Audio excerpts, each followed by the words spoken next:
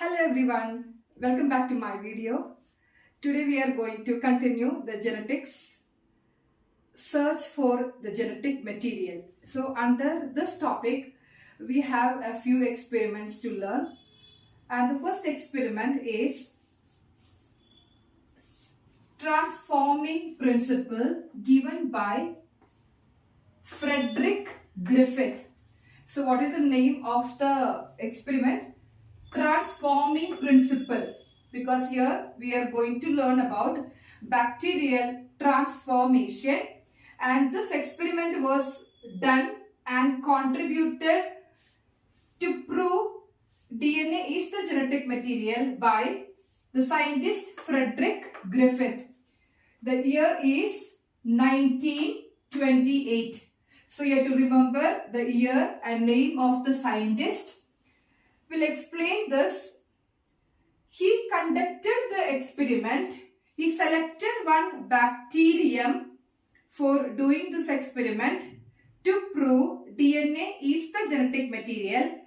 The bacterium what he was selected, it is Streptococcus pneumoniae.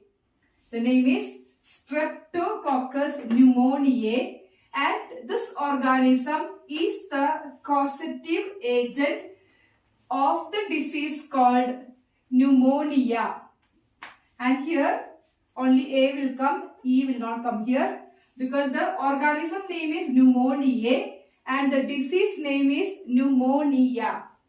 The P is silent. Pneumoniae and pneumonia. Okay. And here he selected this organism. The organism name is Streptococcus pneumoniae, and the experimental animal was. So whenever we are doing any experiment, we cannot conduct the experiment in human being. So we have to find out some experimental animal to carry out our experiments to prove, or because in between the experiments there are chances for the death of the animal. So here the experimental animal was, here it is, mice. So he selected two different strains of this organism. What is the meaning of strain? So you learned about kingdom,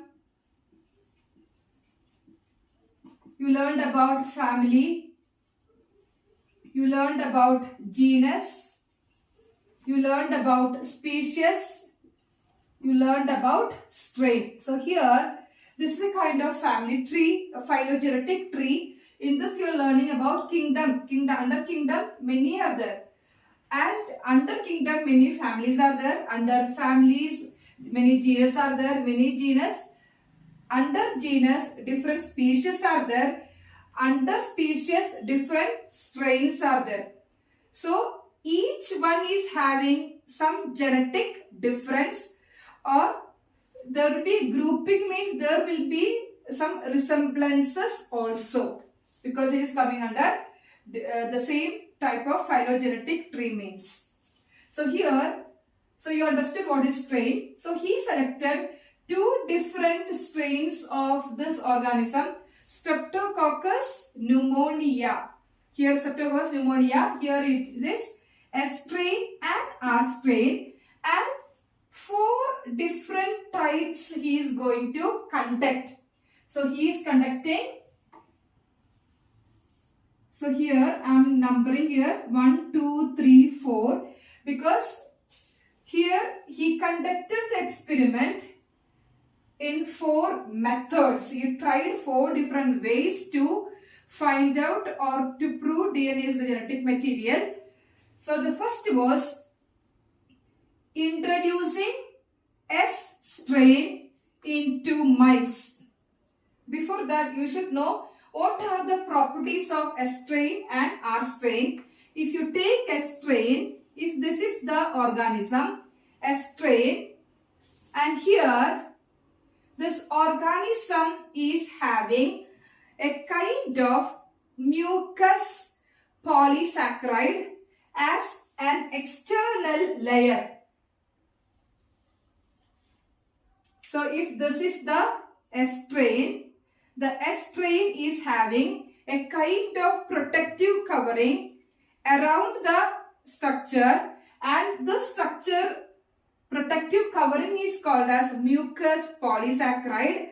This is giving a protective covering or protection against the antibodies produced by the mice. Okay, so here this is the mucus polysaccharide. Mucus polysaccharide means, here polysaccharide means a group of glucose or many glucose units together. So 8 to 10 sugar units together we are calling as polysaccharide. So here mucus polysaccharide means it is like a capsule. The capsules can resist the attack by the immune system of the organism to which the bacterium entered.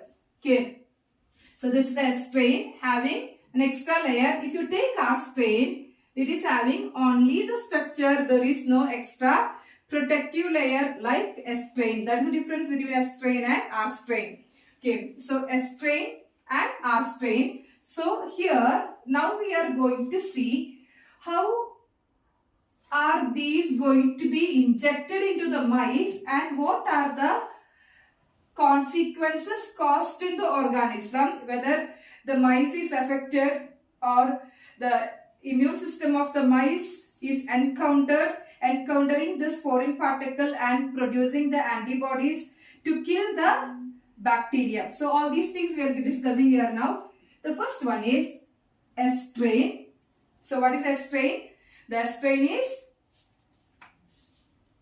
the capsule protective layer is present in the strain, and this is injected into mice, and once it is injected into the mice, the immune system of the mice, so there is immune system in our body, in any living organism there is an immune system which is making the antibodies against this foreign particle which is entered to our body, and this is giving us protection without getting disease.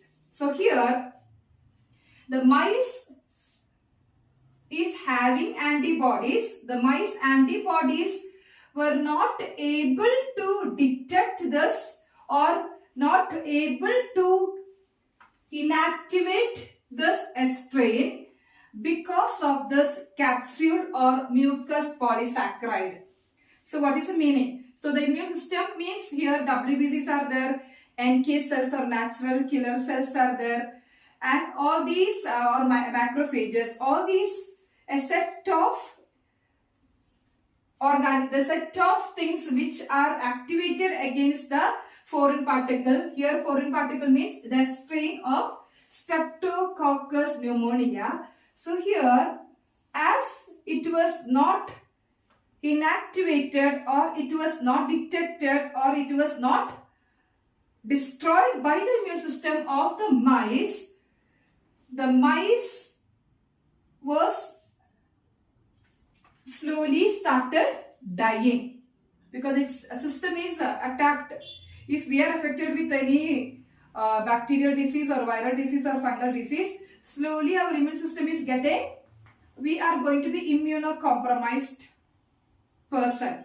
That means our immune system is going to be a failure and slowly our organs started affected. So here the same way as the mice was not able to resist the attack of this strain of Streptococcus pneumonia, it produced the disease caused by this named as pneumonia.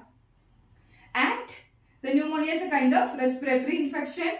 Slowly it started affecting the entire part of the mice and finally the death of the mice happened in the first case.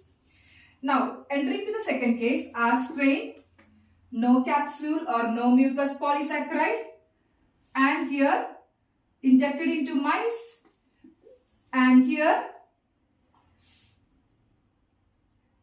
no disease. What is the meaning of no disease? No pneumonia. Because here it doesn't have the capsule. The immune system of the mice was able to detect the entry of the Streptococcus pneumonia R strain and able to inactivate or suppress or resist the activity of this strain and completely destroy the strain, so it was not able to cause the disease pneumonia. So the mice is in the very good condition, so it is alive. There is no effect like a strain.